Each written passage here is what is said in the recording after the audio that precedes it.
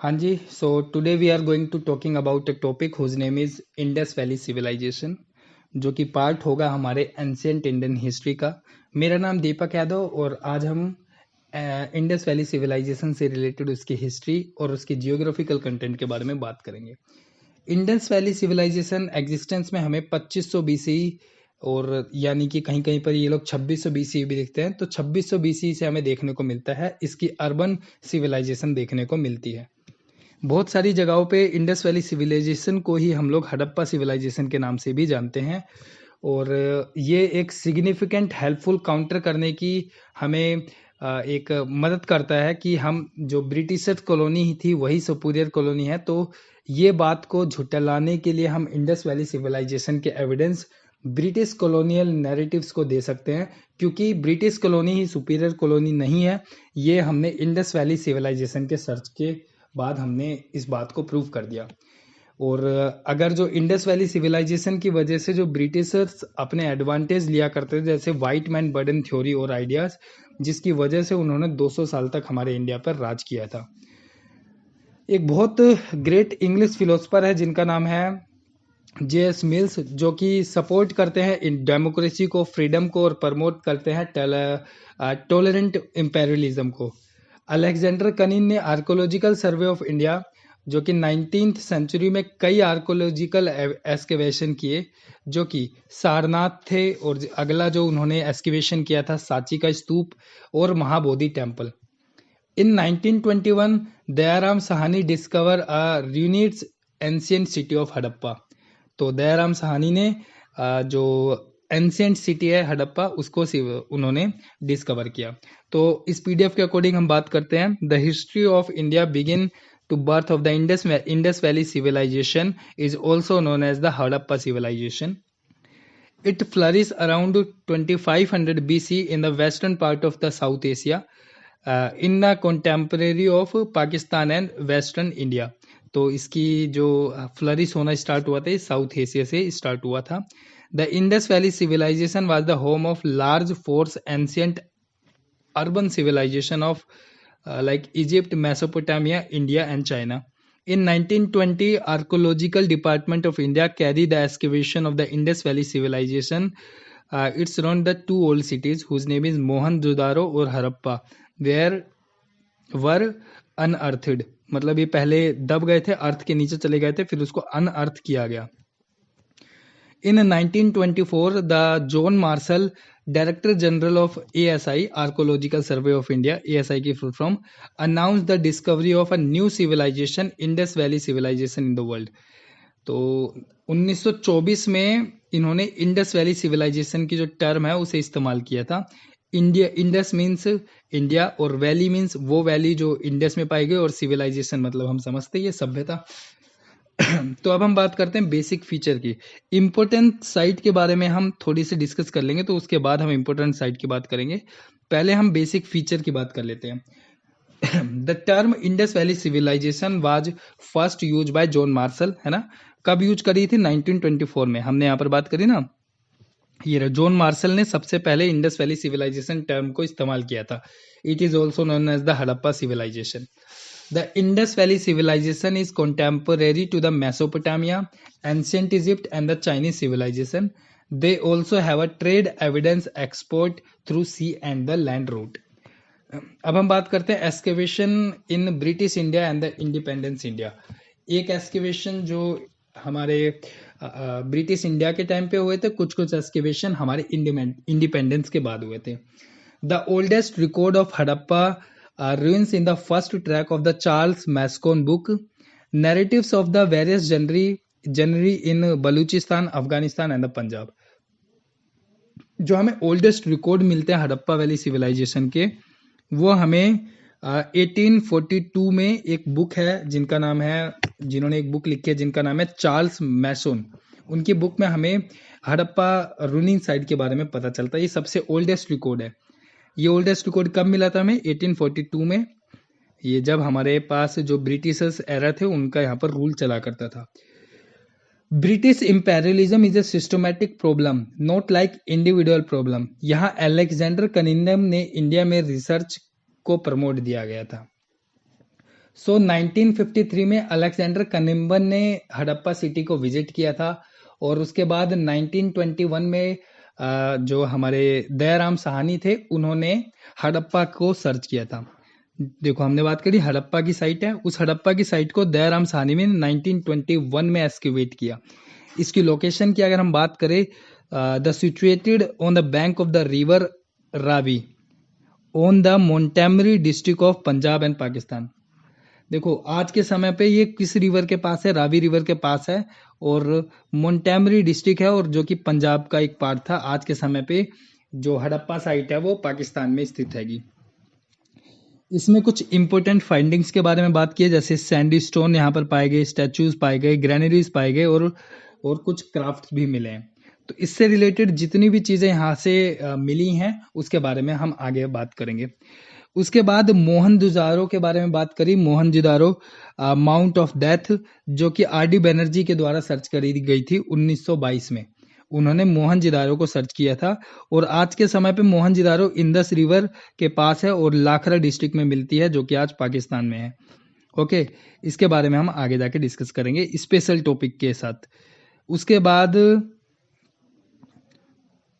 सुतका गेरनादोर सुतका गेरनादोर को डिस्कवर किया गया स्टैनली ने इन 1929 में, जो कि वेस्टर्न बलूचिस्तान में प्रेजेंट है, जो कि वो भी पाकिस्तान के पास प्रेजेंट हैगा। चनहुदड़ो को सर्च किया गया था एनजी मजूमदार 1931 में, जो कि सिंध रिवर के पास है। अमरी को एनजी मजूमदार ने सर्च किया था, जो कि इंडस रिवर के पास है। कालीबंगा को गोस ने एस्किवेट किया था, जो कि 1954 में, और ये घग्गर रिवर के पास राजस्थान में प्रेजेंट है, ये हमारे इंडिया के अंदर आता है। ओके, लोथल आर राव, जो कि 1953 में इन्होंने सर्च किया था, और जो कि जो लोथल है वो गुजरात के कुछ एरियाज में पाए जाते हैं, near the river of gulf of खम्बे। अगली जो इन्होंने जो साइट बताई जिसका नाम है सुरकोतदा, जो कि जेपी जोशी ने सर्च की थी 1964 में, आज के समय पे गुजरात में प्रेजेंट है। बानावाली इनको आर एस विशिष्ट ने सर्च किया 1974 में और ये हरियाणा के हिसार डिस्ट्रिक्ट में पाई जाती है। ढोलावीरा ये भी एक इंपॉर्टेंट साइट हो जाती है, जो कि आर एस विशिष्ट ने सर्च की एस्किवेट की है इन 1985 में, और ये गुजरात के रन ऑफ कच्छ के पास पाई जाती है। So as far more than 200 sites we have excavated and found in Indus Valley civilization. The discovery of stone inscription Indus signboard Dholavira by R.S. Visist in 1990s was the most major discovery. The second discovery was the Rakhigad site by Amanendra Nath in 1997. The most recent excavation in Rakhigadi by Vasant Sinde in 2014 and made it as the largest site of the Hadappa civilization, nearly 350 hectares. तो इन points में इन्होंने ये बताया कि जो सबसे major discovery की गई है स्टोन इंस्क्रिप्शंस की, वो हमें ढोलावीरा साइट से मिलती है, जिसको सर्च किया है आर.एस. बिस्ट ने 1990 में, और ये एक मेजर डिस्कवरी मानी जाती है हमारी हड़प्पा वैली सिविलाइजेशन और इंडस वैली सिविलाइजेशन की। और सेकंड जो डिस्कवरी मानी गई है राखीगढ़ साइट को, जिसको अमनेंद्र नाथ ने डिस्कवर किया था, एक्सकवेट किया था 1997 में। राखीगढ़ी साइट जो कि सर्च की गई थी वसंत सिंधे के द्वारा 2014 में, और ये जो है लार्जेस्ट सिविलाइजेशन मानी जाती है इंडस वैली सिविलाइजेशन की, जो कि 350 हेक्टेयर मतलब 350 हेक्टेयर की लैंड पर ये स्प्रेड हुआ है। उसके बाद अगर हम बात करें किस किस तरीके से इंडस वैली सिविलाइजेशन डेवलप हुई, उसके फेजेस के बारे में हम बात करते हैं। कहीं कहीं पर ये 3 फेज रिप्रेजेंट करते हैं, कहीं कहीं पर ये लोग 4 फेज की तरह भी इसे रिप्रेजेंट करते हैं। तो हम इस पीडीएफ के अकॉर्डिंग बात करें तो इसमें 3 फेज मेंशन किए हुए हैं। पहला early Harappan phase, mature Harappan phase और लेट हड़प्पन फेज। तो हम अगर इंडस वैली सिविलाइजेशन को कुछ ग्राफ देखें तो ये ग्राफ लगभग बहुत हद तक कॉमन ऐसा दिखाई देता है, ये गुजरात वाला एरिया। तो इंडस वैली सिविलाइजेशन का जो एरिया है वो इस तरीके से दिखाई देता है। तो इसमें जो सबसे ऊपर वाला हिस्सा होता है इसको बोलते हैं हम अर्ली हड़प्पन फेज, है ना, और जो सबसे नीचे वाला हिस्सा है इसको कहते हैं हम लेट हड़प्पन फेज, और बीच वाला जो एरिया है इसको हम बोलते हैं मैच्योर हड़प्पन फेज। इससे रिलेटेड जो डेट्स हैं उसके बारे में अब हम बात करते हैं। अर्ली हड़प्पन फेज के बारे में अगर हम डिस्कस करें तो अर्ली हड़प्पन फेज स्टार्ट होती है, एक मिनट इसके में हम कलर चेंज कर लेते हैं। ओके, अर्ली हड़प्पन फेज चालू होती है 3300 बीसी से लेकर 2600 बीसी तक। मैच्योर हड़प्पन फेज 2600 बीसी से लेकर 1900 बीसी तक, और जो लेट हड़प्पन फेज है वो 1900 बीसी से लेकर 1300 बीसी तक काउंट की जाती है। और ओके, कहीं कहीं पर ये लोग जो है इसको 4 फेज में मेंशन करते हैं। जैसे first period of Indus valley civilization is called pre Harappan phase, जो कि 3300 बीसी है उससे पहले का माना जाता है। 3300 बीसी के बाद अर्ली हड़प्पन फेज स्टार्ट हो जाता है। ओके, इसमें देखो अर्ली हड़प्पन स्टार्ट किया है, जो 300 बीसी से पहले का समय है उसको हम बोलते हैं प्री हड़प्पन फेज। उसके बाद अर्ली हड़प्पन फेज जो कि 3300 बीसी से लेकर 2600 बीसी तक माना जाता है, और यहाँ पर मैसिव विलेज और अर्बन सेंटर इमर्ज पाए जाते थे इस पीरियड के अंदर।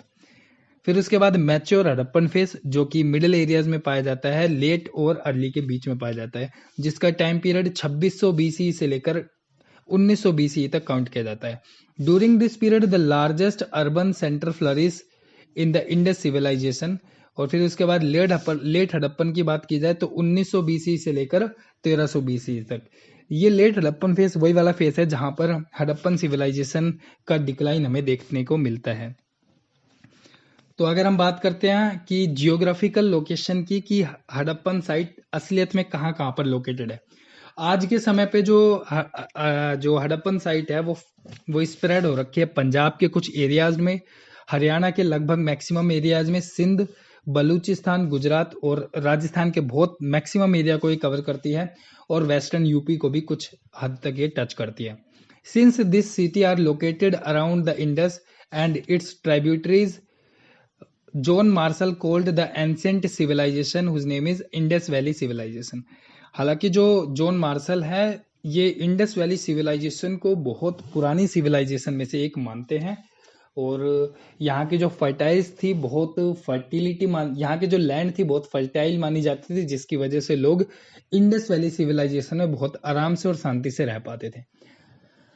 The fertility of Indus Valley civilization is said that the facilitate to settle in this region, but the later the environment change caused famine and decline of the civilization. Therefore, the people moved toward the Ganga Valley. और जब लोग Ganga valley की तरफ move होना start कर दिया था उन्होंने, तो हम उसको बोलते हैं post Harappan settlement. Post Harappan settlement में जैसे महाजनपदा जैसी जो सिविलाइजेशन है वहां स्टार्ट हुई, और मगध किंगडम भी वहीं पर ही राइज हुआ after the Harappan civilization. Okay, तो इसमें इन्होंने बोला कि शुरुआती तौर पर जो इंडस वैली सिविलाइजेशन की जो लैंड थी वो बहुत फर्टाइल थी, लेकिन क्लाइमेट चेंज होने के कारण, सूखा पड़ने के कारण इस सिविलाइजेशन का एंड होते हुए दिखा, और यहाँ के जो लोग थे वो सब लोग गंगा वैली की तरफ शिफ्ट हो गए, और गंगा वैली में शिफ्ट होने के कारण वहां पर पोस्ट हड़प्पन सेटलमेंट देखने को मिला, जैसे महाजनपदा और मगध किंगडम वहां पर अराइज होना स्टार्ट हो गया। Manda is the northernmost of Indus valley civilisation. जो मंदा वाला पोर्शन है, मंदा यहाँ पर एग्जिस्ट करता है, वो northern most Indus valley civilization माना जाता है। और यहाँ पर अगर हम कैलकुलेट करें गुजरात से नीचे, तो इसको बोलते हैं दाइमाबाद, जो कि साउथर्न मोस्ट पार्ट बोला जाता है इंडस वैली सिविलाइजेशन का। आलमगीरपुर ईस्टर्न मोस्ट पॉइंट माना जाता है, जो कि हमारा इधर वाले एरिया में पड़ता है, जो कि उत्तर प्रदेश वाले एरिया में पड़ता है। और सुतकांगनदोर जो कि वेस्टर्न पार्ट बोला जाता है हमारे हड़प्पन साइट का, जो कि आज के समय पे पाकिस्तान या अफगानिस्तान में एग्जिस्ट करता होगा। Most of the cities are located in a present day India and Pakistan, और excepted Shortugai which located at Afghanistan, it may be as a traditional colony of Harappan site.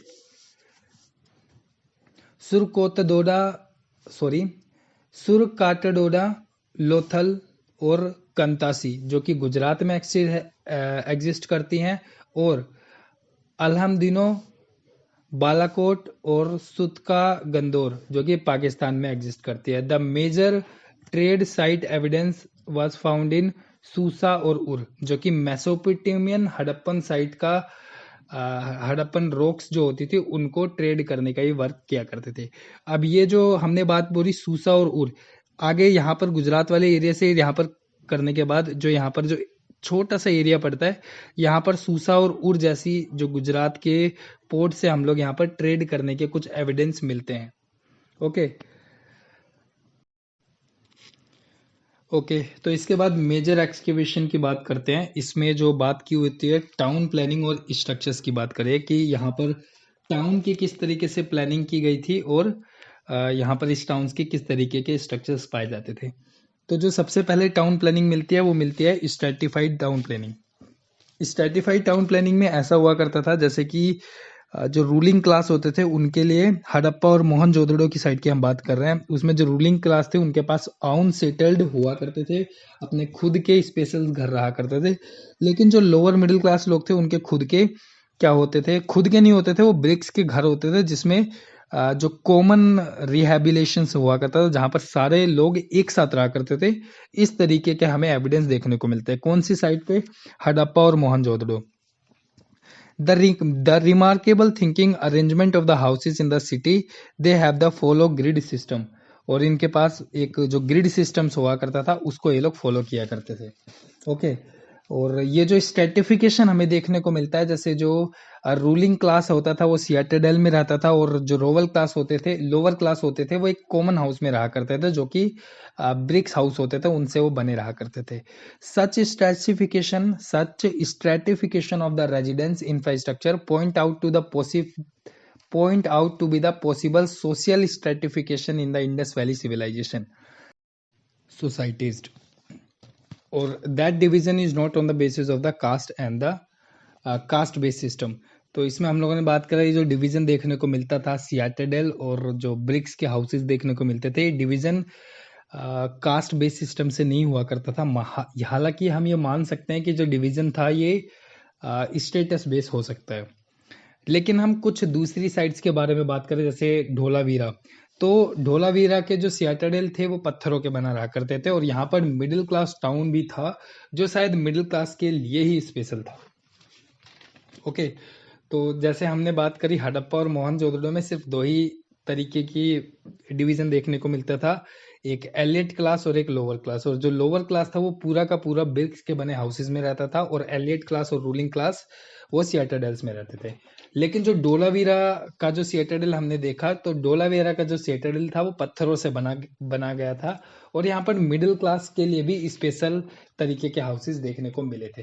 तो यहाँ पर हम कहते हैं कि डोलावीरा में जो डिवीजन है वो ज्यादा देखने को मिलता है। अगर हम बात करें चनहुदड़ो की साइड की, तो चनहुदड़ो जो आज के समय पे पाकिस्तान में मिलता है, वहां पर किसी भी प्रकार का कोई भी सियाटडेल देखने को नहीं मिलता। ओके तो यहाँ पर लोथल देखने को मिलता है जो थोड़ा सा हाइट पे बना करता था और जिसमें किसी भी प्रकार का कोई भी फोर्टिफिकेशन देखने को नहीं मिलता। फिर हम बात करें grid system of town planning की, the town planning of Indus valley civilisation was based on the grid system. ये वाली बात हमने करी थी। Most of the street cross और each other with the right angle. तो जो ग्रिड सिस्टम का ये मतलब होता है कि जितनी भी जो गलियां हैं वो 90 डिग्री पे काटेंगी।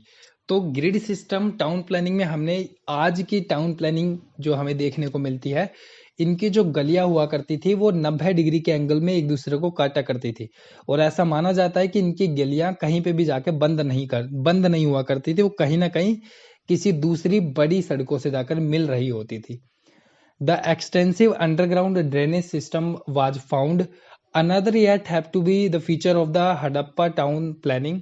Almost every houses of these cities are connected with the networks of the street drains. The current emphasize the sanitization under the Swachh Bharat mission underscores the furnished value of Indus Valley civilization and the town planning back in the ancient time।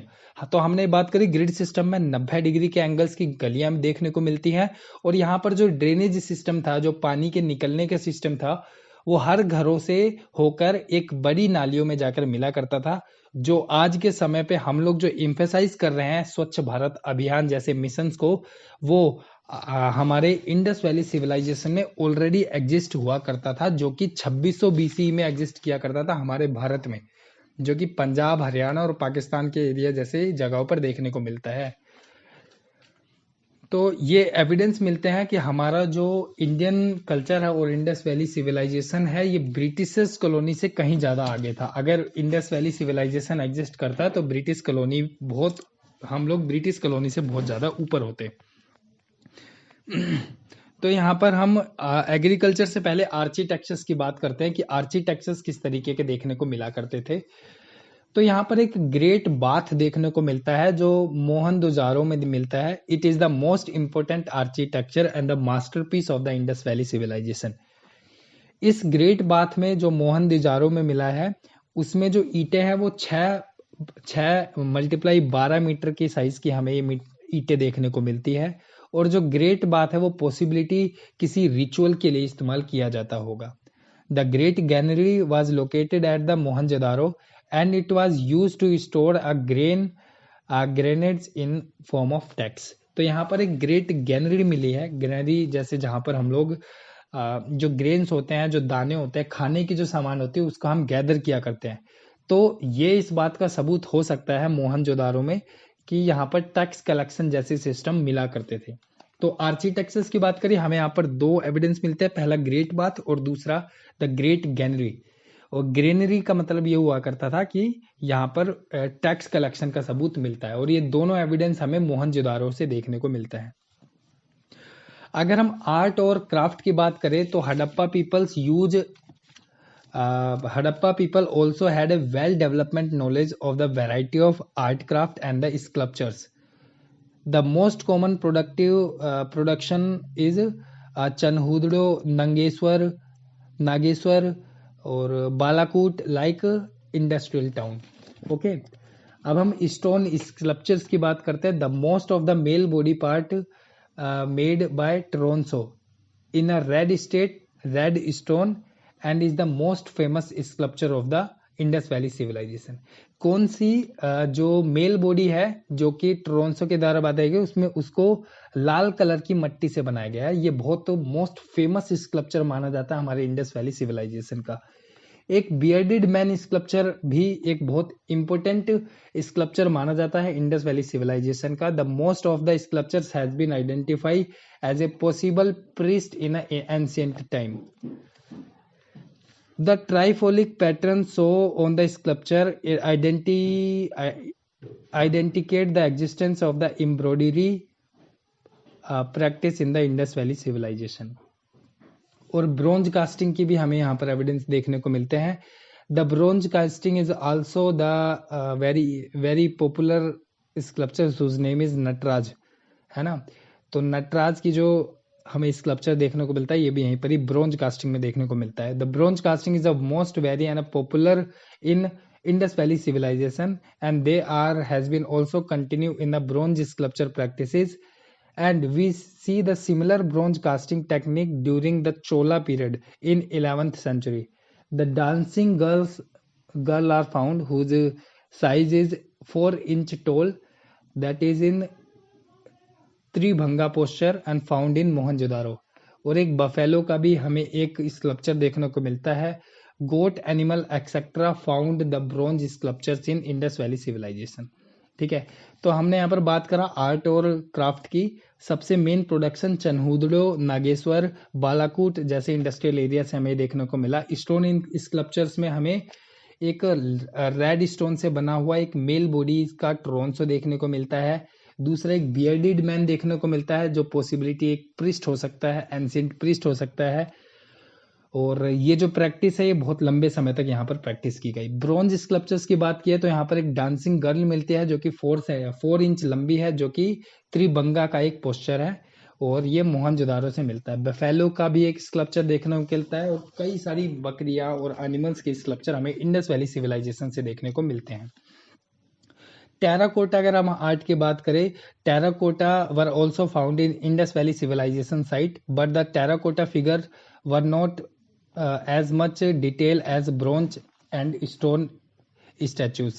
Example, Mother Goddess, toy craft and seal, etc. Mother Goddess is the most famous terracotta figure found in Indus Valley civilization. The figure has adorable necklaces and the coin clothes, loin clothes and gridless.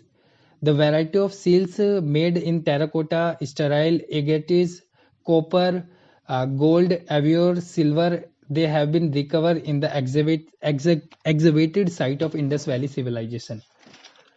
Okay अगर terracotta sites की बात करें तो टेराकोटास में दो statue मिलते हैं, पहला मदर गोडस और दूसरा टॉय क्राफ्ट और सील एक्सेट्रा। मदर गोडस एक टेराकोटा के लिए बहुत ज्यादा फेमस है, जिन्होंने बहुत सारे नेकलेस पहने हुए हैं और कोइंस क्लॉथ पहने हुए हैं इन्होंने, मतलब जो लपेटे हुए कपड़े होते हैं उन्होंने मदर गोडेस ने पहने हुए हैं। The pottery recover from the Indus valley civilisation site are wheel made, और the black and the red pottery are also famous pottery in the Indus valley civilisation. तो पोइट्री की बात करी, रेड और ब्लैक कलर की जो poetry थी, जो मटका था वो बहुत ज्यादा फेमस था इंडस वैली सिविलाइजेशन का। क्लॉथ मेकिंग इंडस्ट्रीज में यहाँ पर पाई गई। The cloth making spindle whorl are also found in Indus valley civilisation, और ये जो क्लॉथ वैली था ये हमें हर घर में मिला करता था। कपड़े बनाने के जो तरीके थे पिंडावोल, ये हमें हर घर में मिला है। तो हम ये कह सकते हैं आज के समय पे जो आत्मनिर्भर भारत की हम बात करते हैं वो उस समय हर घर में आत्मनिर्भर भारत वाली जो मान्यताएं थी, जो लोगों के अंदर सोच थी, वो एग्जिस्ट किया करती थी हमारे इंडस वैली सिविलाइजेशन में। Harappan were also aware boat making and the craft of boat craft and the boat were also sea trade and other civilization. बिल्कुल हमने ये बात करी थी, हड़प्पन जो थे वो बोट मेकिंग क्राफ्ट्स के बारे में भी बहुत अच्छी जानकारी रखा करते थे, और इनके पास सी ट्रेड रूट को भी ये लोग फॉलो किया करते थे, है ना। और जो हमने बात करी थी वहां तक कि ये लोग अपने ट्रेड को किया करते थे। Harappan also use the standard weight measurement which are also were multiply by the 16 unit. It is similar as the modern weight system. The modern unit is 16 anna को एक यूनिट माना जाता है ना। आज के समय पे जो 16 आना होता है उसको एक यूनिट माना जाता है। तो ये लोग भी एक मॉडर्न वेट सिस्टम को फॉलो किया करते थे, और ये मॉडर्न वेट सिस्टम 16 गुना में काउंट किया जाता था। जैसे एक यूनिट को 16 गुना में काउंट किया जाता था, और आज के समय भी जो 16 आना होता है वो एक यूनिट के बराबर होता है। Now the excavation of the Harappa site has led us to be the primarily evidence of the politics, society, economical, religious culture and the decline of the civilization। हमें जहाँ पर इस चीज के बारे में पता चलता है। तो अभी तक हमने जो यहाँ पर बात करी, इसमें हमने आज इनके अभी लास्ट समय आर्किटेक्चर्स की बात करी। ओके, आर्किटेक्चर्स में हमने ग्रेट बाथ की बात करी और ग्रेनरीज की बात करी, जहां पर ग्रेन रखे जाते थे, और ये दोनों आर्किटेक्चर्स हमें मोहनजोदाड़ो से देखने को मिलते हैं। आर्ट और स्कल्पचर से रिलेटेड हमने प्रोडक्शन टाउन के बारे में बात करा, जो कि चनहुदुड़ो था, नागेश्वर था और बालाकोट था। स्टोन स्कल्पचर्स की बात की जाए तो यहाँ पर हमें रेड सैंडस्टोन से बना एक मेल पार्ट मिलता है टोरोंसो में। ओके, बियर्डेड मैन का एक स्कल्पचर्स मिलता है जो माना जाता है कि वो एक एंशिएंट प्रीस्ट हो सकता है। और ब्रोंज कास्टिंग के बारे में हमें पता चला, ब्रोंज कास्टिंग में हमें नटराज जैसे स्ट्रक्चर्स देखने को मिलते हैं। डांसिंग गर्ल मिलती है जो कि 4 इंच लंबी है, और ये एक त्रिभंगा का एक पोस्चर है ना। और ये भी पाया गया है एक मोहनजोदाड़ो की साइड से। बफेलो का एक स्ट्रक्चर पाया गया है। कई सारे गोट्स और कई सारे एनिमल्स के यहाँ पर स्कल्पचर्स हमें देखने को मिलते हैं। टेराकोटा आर्ट में हमें मदर गोडेस मिलते हैं, टॉय के कुछ खिलौने मिलते हैं और सील्स मिलते हैं। मदर गोडेस जो है वो इंडस वैली सिविलाइजेशन में पाई गई थी, और उन्होंने एडोरेबल बहुत सारे नेकलेसेस पहने हुए थे, और जो कोइंस जो लिपटे हुए क्लॉथ इन्होंने पहने हुए थे। इसके साथ साथ हमने बात करी कि यहाँ पर रेड और ब्लैक कलर की जो पोइट्री थी वो बहुत ज्यादा फेमस थी, और ये बहुत ज्यादातर लोग इसे इस्तेमाल किया करते थे। क्लॉथ मेकिंग की जो प्रोसेस थी वो लगभग हर घर में पाई जाती थी, जो कि सबूत मिलता है हमें, आत्मनिर्भरता का एक सबूत मिलता है कि वहां पर हर घर में लोग अपने तरीके से आत्मनिर्भर थे। हड़प्पा जो थे वो बोट मेकिंग और सी के जो रूट से बहुत ज्यादा फेमिलियर्स थे, जिसकी वजह से हमें दूसरी कंट्रीज में और दूसरे सी रूट्स के थ्रू हमें इनसे ट्रेड के एविडेंस देखने को भी मिलते हैं। और हड़प्पा जो थे वो हड़प्पा के लोग एक स्टैंडर्ड वेट मेजरमेंट को फॉलो किया करते थे, जो कि 1 यूनिट 16 यूनिट 1 यूनिट के बराबर हुआ करती थी। जैसे 16 आना 1 यूनिट के बराबर होगा, और आज के मॉडर्न सिस्टम में भी हम 16 आना को 1 यूनिट बोलते हैं। ओके।